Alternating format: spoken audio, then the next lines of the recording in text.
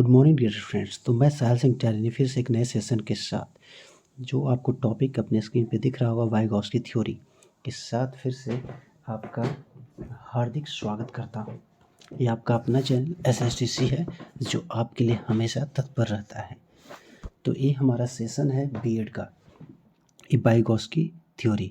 ये काफ़ी इंपॉर्टेंट है आपके लिए, बीएड फर्स्ट ईयर के लिए, सीटेट एस्टेट किसी भी एग्ज़ाम के लिए, है ना। ये काफ़ी इंपॉर्टेंट है, टीचिंग से रिलेटेड कोई भी एग्ज़ाम।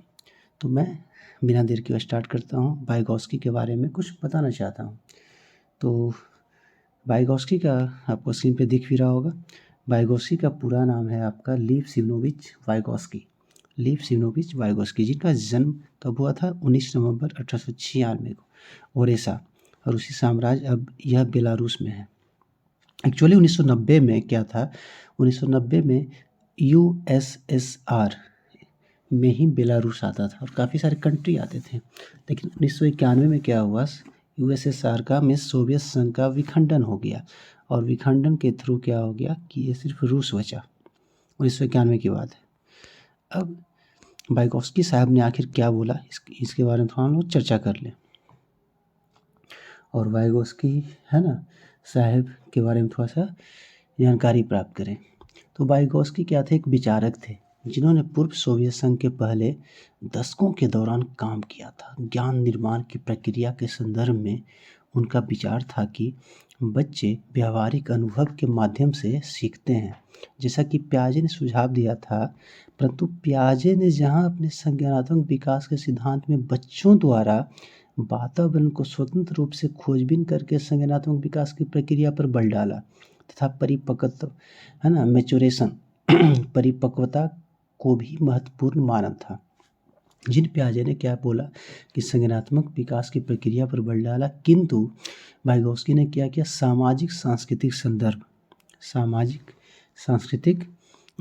संदर्भ, आपको दिख रहा होगा, ये वर्ड याद रखना है, सामाजिक सांस्कृतिक संदर्भ, सोशियो कल्चर पर्सपेक्टिव, है ना,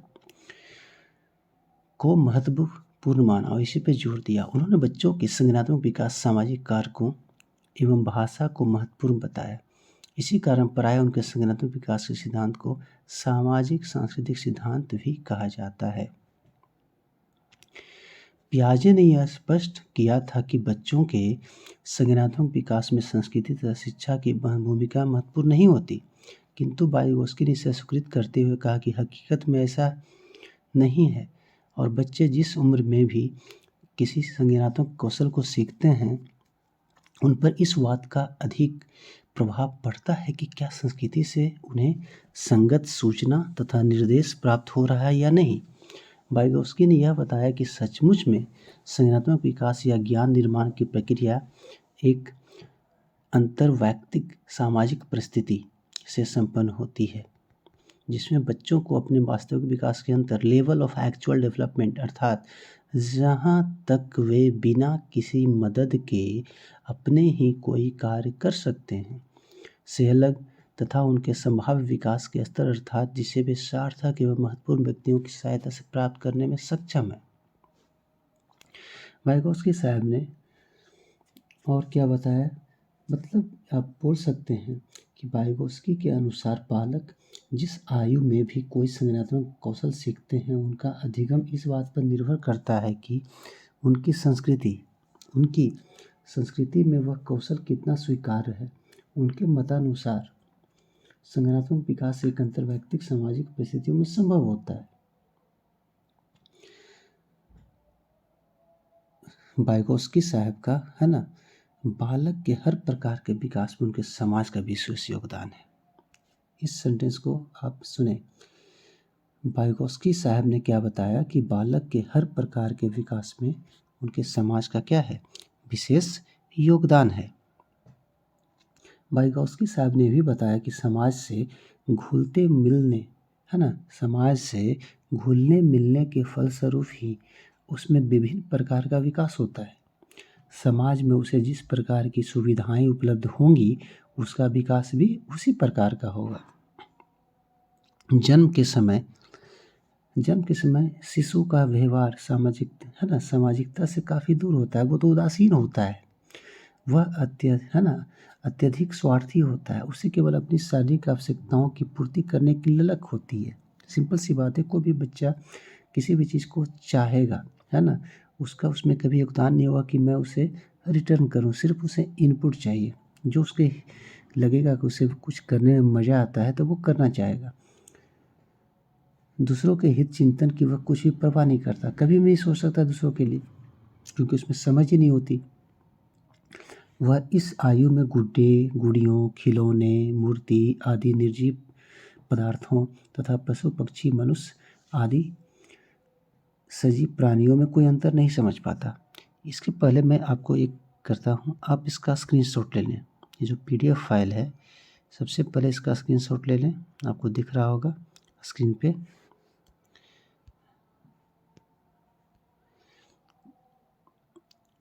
मैं स्टार्टिंग से मैं दिखा देता हूँ आपको। ये आपका फर्स्ट पेज दिख रहा है, 1 सेकेंड। अब आपको क्लियर दिख रहा होगा, ये आपका फर्स्ट पेज है। इसके बाद आप सेकंड पेज का स्क्रीनशॉट ले लें।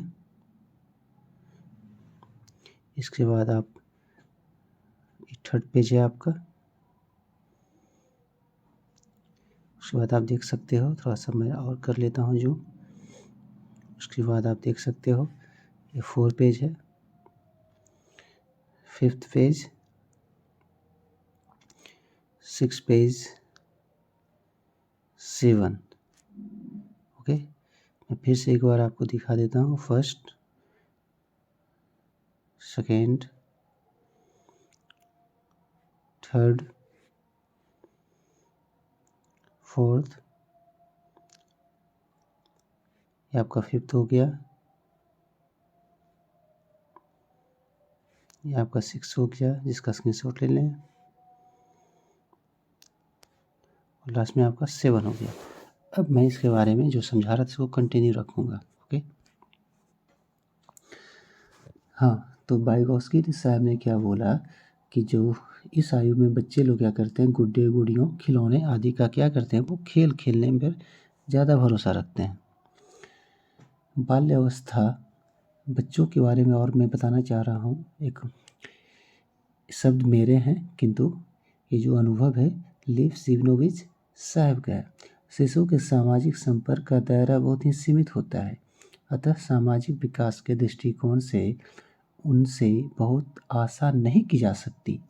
बाल्यावस्था में प्रवेश करने के साथ साथ अधिकांश बच्चे विद्यालय में जाना प्रारंभ कर देते हैं और अब उनका सामाजिक दायरा बहुत विस्तृत बनते जाता है। जैसे जैसे बच्चे बड़े होते हैं, शैशवावस्था 0 से 2 साल, फिर बाल्यावस्था 2 से 12 और फिर 12 से 18, ये आपका हो गया, है ना, किशोरावस्था। तो जैसे जैसे बच्चे बालक के बाद किशोरावस्था में जाते हैं, उनमें लिंग संबंधी चेतना तीव्र होने लगती है। इस आयु में, किशोरावस्था की आयु में, मीन्स 12 से 18, इस आयु में अधिकतर किशोर और किशोरियाँ अपने हम उम्र को बोलते हैं peer group, PEER, peer group के सक्रिय सदस्य होते हैं।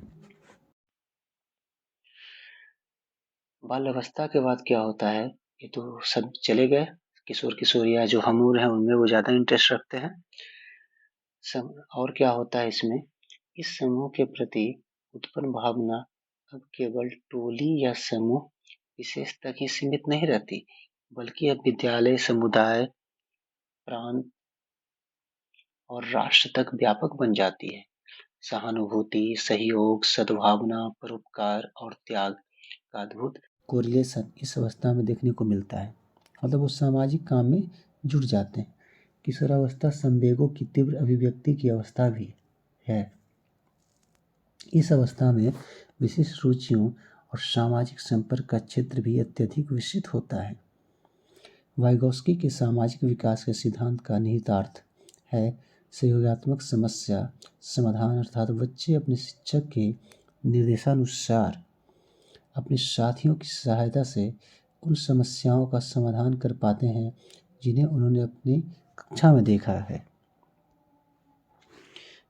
तो आई थिंक सो मैं आपको समझाने में आपको समझ में आ रहा होगा ये अच्छे तरीके। अब इसका एक इम्पोर्टेंट थ्योरी है जोन ऑफ प्रॉक्सिमल डेवलपमेंट। क्या dear friends? Zone of proximal zone of proximal development means इसको हम लोग बोलते हैं ZPD, zone of proximal development.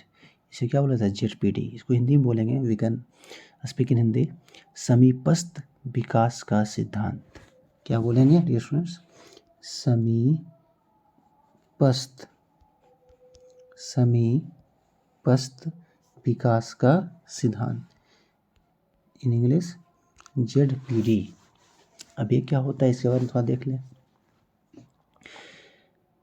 दूसरे शब्दों में यह कहा जा सकता है कि ZPD मीन्स समीपस्थ विकास का क्षेत्र से तात्पर्य बच्चों के लिए एक ऐसे कठिन कार्यों के प्रयास से होता है जिसे वह अकेले नहीं कर सकता, लेकिन वह अन्य वयस्कों तथा कुशल सहयोगियों की मदद से उसे करना है ना संभव हो सकता है।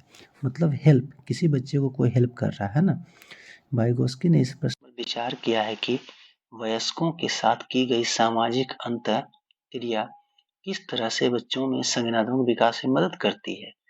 अध्ययनों से यह स्पष्ट हुआ है कि प्रायः यह पारस्परिक शिक्षा के प्रारूप में होता है, जिसमें शिक्षक तथा बालक बारी बारी से किसी क्रिया को इस ढंग से करते हैं जिसमें शिक्षण बच्चों के लिए एक मॉडल के रूप में कार्य करते हैं। इसके अतिरिक्त विभिन्न अंतःक्रियाओं के दौरान वयस्क किस प्रकार से स्कैफोल्डिंग, एक टर्म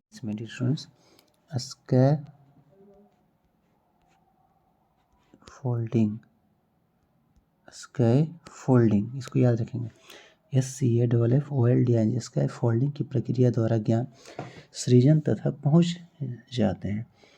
इसका भी वर्णन किया है।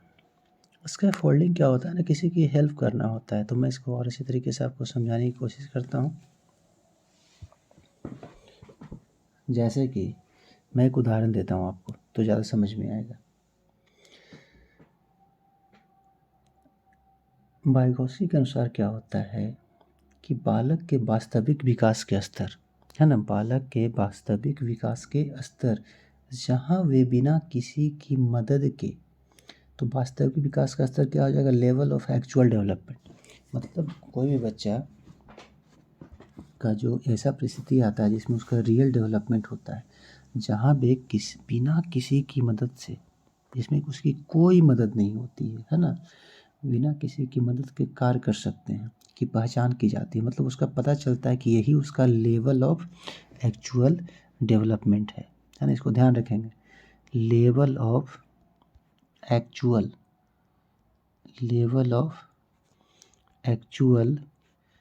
Development. Okay, level of actual development, जहाँ पे किसी का हेल्प ही नहीं लेंगे तो उसे क्या बोलेंगे? Level of actual development.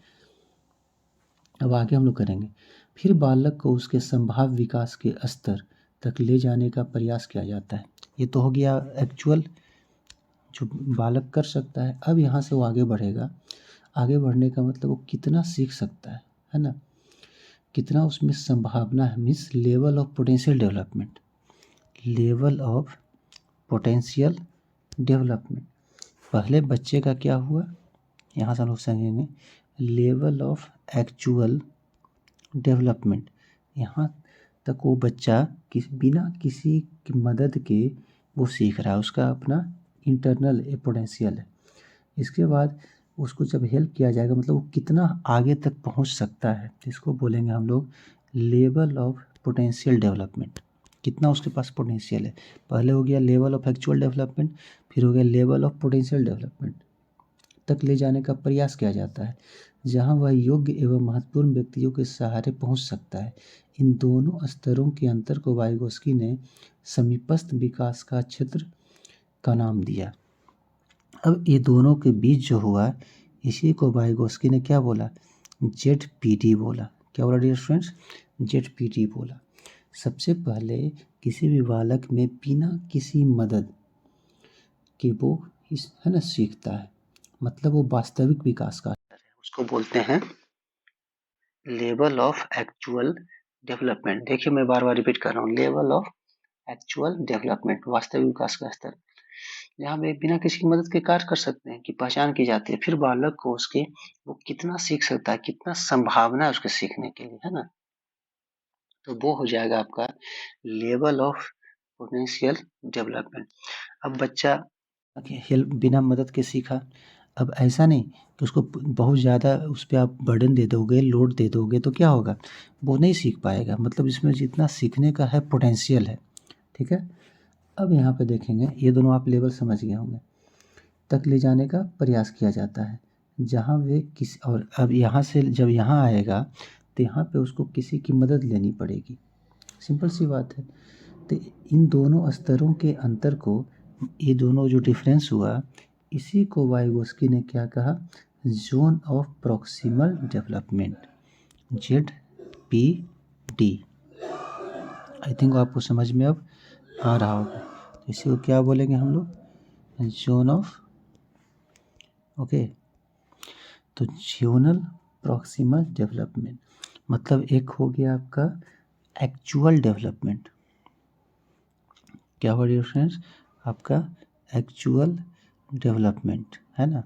एक हो गया पोटेंशियल, कितना आप सीख सकते हो, लेवल ऑफ पोटेंशियल डेवलपमेंट। और ये दोनों के बीच में जो प्रयास किया गया वो किसी भी योग्य या महत्वपूर्ण व्यक्तियों के सहारे पहुंच सकता है जो आपको सिखाने लायक हो। तो इन दोनों स्तर है ना, जो स्तर है, अंतर है, इसी को बोला जाता है ZPD।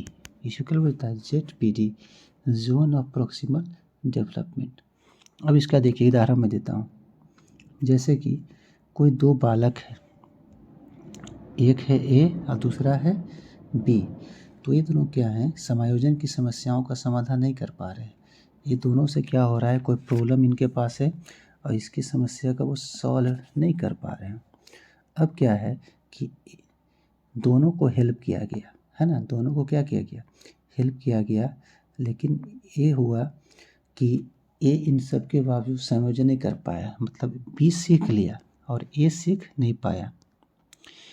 हेल्प किया गया दोनों को, लेकिन ए सीख नहीं पाया, है ना, और बी सीख लिया।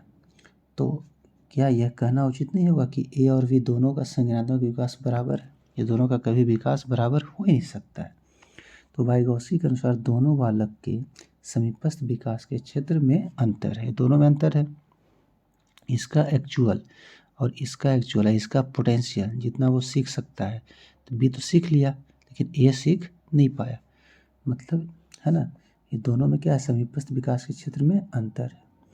मीन्स समीपस्थ विकास के क्षेत्र का इतना महत्व इसलिए है क्योंकि यह जानने में मदद करता है कि बच्चे अपने स्तर पर क्या कर सकते हैं, सही बात है, तथा शिक्षक या माता पिता बालक के संज्ञानात्मक विकास को उनकी जैविक परिपक्वता के है ना सीमा क्षेत्र तक बढ़ा सकते हैं। जब बालक वयस्कों के साथ सामाजिक अंतःक्रिया करता है तब एक प्रकार से पारस्परिक शिक्षण की तकनीक से होता है।